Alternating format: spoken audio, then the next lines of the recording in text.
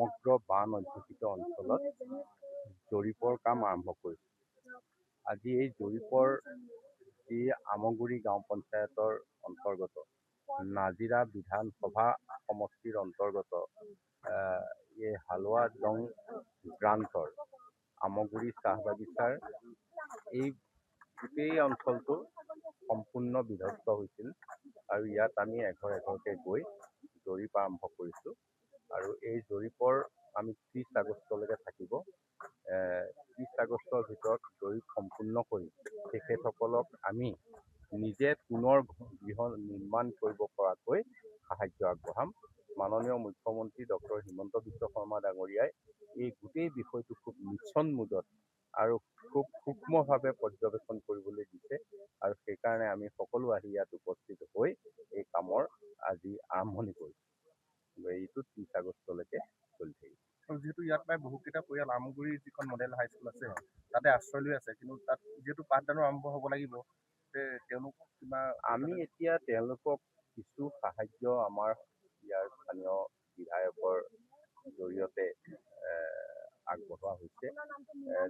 তেওঁলোকে এতিয়া আপোনালোকে আহোঁতে দেখিছে লাহে লাহে ঘৰ সাজিবলৈ আৰম্ভ কৰিছে, বাঁহ টিং এনেকুৱা দিয়া হৈছে।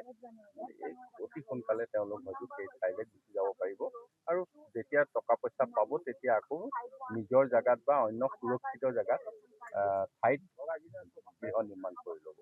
দেখিবলৈ পোৱা গৈছে যে শিৱসাগৰৰ বহুতো একাউণ্টত 15,000কে যি সাহায্য প্ৰদান কৰিছিল, বহুতো একাউণ্টত এজন মানুহৰ 3বাৰলৈকে সোমাইছে। সেইসকলৰ বিৰুদ্ধে কেনেধৰণৰ ব্যৱস্থা গ্ৰহণ কৰিছে? নহয়, এই গোটেই কথাটো অলপ কাৰিকৰী বিজুতি হয়তো হৈছিল বা তেখেতসকলৰ পৰা তথ্য সংগ্ৰহ কৰোঁতে কিবা বিসংগতি আছিল, খুব কম সময়ৰ ভিতৰতে কৰা হৈছিল আৰু সেইকাৰণে এতিয়া আমি আজি দেখিছে আমি যিটো এতিয়া তথ্য সংগ্ৰহ কৰিছোঁ, ইয়াত আধাৰ নম্বৰ লৈছোঁ, আধাৰ লিংক একাউণ্ট নম্বৰ লৈছোঁ, ৰেচন কাৰ্ডৰ নম্বৰ লৈছোঁ। গতিকে ইয়াত আৰু কোনো ধৰণে ভৱিষ্যতে ভুল হ'ব পৰা ব্যৱস্থা ৰখা নাই, কিন্তু সেইখিনি খৰতকীয়া হোৱাৰ কাৰণে হৈছিলে। আমি সেইখিনি এতিয়া বন্ধ কৰি ৰাখিছোঁ আৰু যিসকলৰ নাম ইয়াৰ পৰা পঠাইছিলে তেওঁলোকৰ যদিও সোমোৱা নাই, সকলোৱে সেই টকাখিনি পাব। খালি সেই গোটেই যিখিনি তথ্য গৈছিল তাৰ পুনৰীক্ষণ কৰি থকা হৈছে। পুনৰীক্ষণ হোৱাৰ পিছতে সকলোৱে পাব। তলৰ লাইন বাগানৰ আচলতে যিটো অঞ্চল আপুনি পৰিদৰ্শন কৰিছে, হয়, 15,000 বা 25,000 দিলে জানো আচলতে?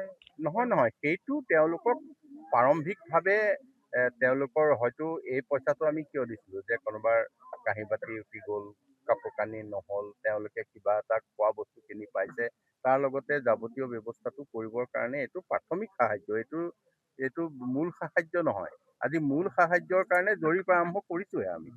ইয়াৰ পিছত তেওঁলোকে যিটো পুনৰ সংস্থাপনৰ সাহায্য সেইটো পাব। তেওঁলোকে তলৰ লাইনতে থাকিবনে ইয়াৰ পৰা সংস্থা? সিদিনা যেতিয়া মাননীয় মুখ্যমন্ত্ৰী আহিছিলে তেতিয়া তেখেতসকলৰ এটা প্ৰস্তাৱ আছিল, তেখেতসকলৰ বাগিচাৰ কোনো ওখ ঠাইলৈ স্থানান্তৰ কৰিব লাগিব।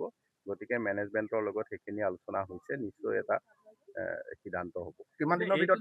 যিকোনো খবৰৰ বাবে যোগাযোগ কৰক 9181 307 221 আমাৰ এই নম্বৰত।